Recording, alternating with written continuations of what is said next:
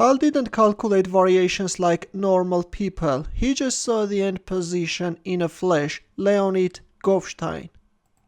Hello chess lovers, Soren here, and in this video I would like to share with you another hyper-aggressive game played by the 8th world chess champion Mikhail Tal. His opponent is Soviet chess player Mikhail Mukhin, who won the USSR Junior Championship in 1965. This game was played in 1972 at USSR Championship.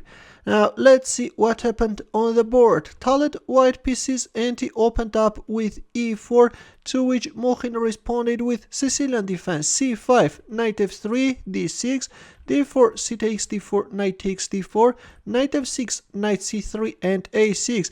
Mukhin goes for knight or variation, against which Tal chose the Fischer-Sozin attack, an aggressive line where there are no plays for long-term maneuvering. Usually in this line white is choosing direct attacking moves.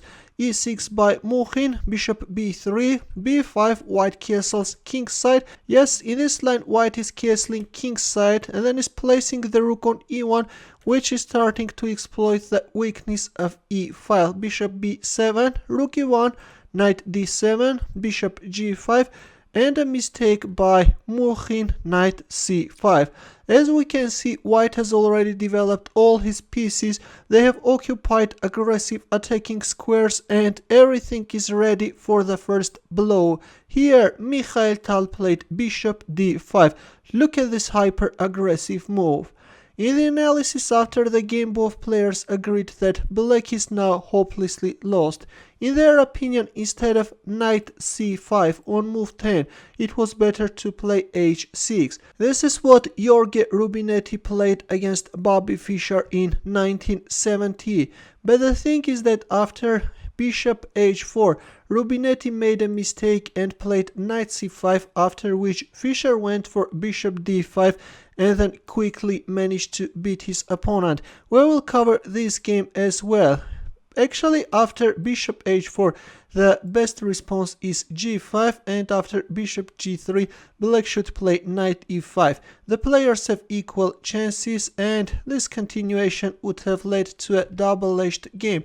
But in our game, after bishop g5, we have knight c5, and there it goes, bishop d5 is on the board. Tal's memory was slightly at fault here, since he commented, "I took no particular pleasure in winning this game, because all I had to do to achieve a winning position was to repeat the moves of Fischer-Rubinetti." We've already seen that in Fischer's game the opponent was h6 and the bishop on h4, but that doesn't make a huge sense. Again, in both cases bishop d5 is very strong. In here, Mukhin played b4, but let's cover other lines as well. What if, for example, e takes d5, then white can announce a discover check. Now if bishop e7, then knight f5 can be very dangerous, and if king d7, then knight c6 is winning. A similar position we will see in Bobby Fischer's game, which we will cover later. Or after bishop d5, if bishop e7, then this time bishop takes b7 is coming. If knight takes b7, then knight c6. Now if queen c7, then knight takes e7. Here black has two choices. If queen takes e7, then knight d5 is winning. And if king takes e7, then in this case queen f3 can be very dangerous. And white is managing to unleash a devastating attack. But in our game after bishop d5, we have b4. Here Tal captured on b7, and after knight takes b7, we have this thematic knight sacrifice on d5. This is a wonderful example of knight d5 sacrifice against Sicilian, and this time the offer cannot be refused as the light squares are weakened and white has created dangerous threats. For example, if a move like h6, then white can capture on f6.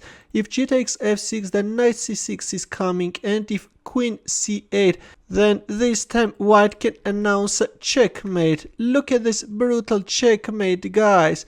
Let's go back in our game after knight d5 with e takes d5. Here Tal recaptured with the e pawn, announced a discover check, king d7, And c3, Tal is freeing the d1 a4 diagonal for the queen. b3, queen takes b3 and knight c5. By giving away the pawn, black managed to place his knight on c5 with a tempo, but this won't help black. Queen c4 was played, queen c8.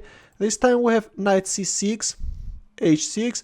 Well, if a move like knight takes d5, then knight b4 can be very strong. If knight takes b4, then queen takes f7 check, and then c takes b4. Black is losing.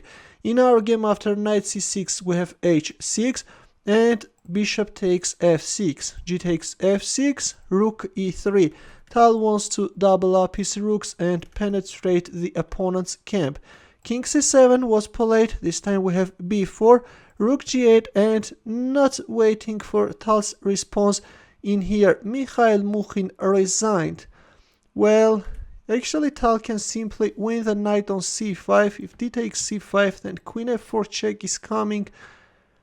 If bishop d6, then rook e7 check is winning, and if king b7, then black king can even get checkmated after rook b1. That's why after making this rook g8 move, Mukhin resigned.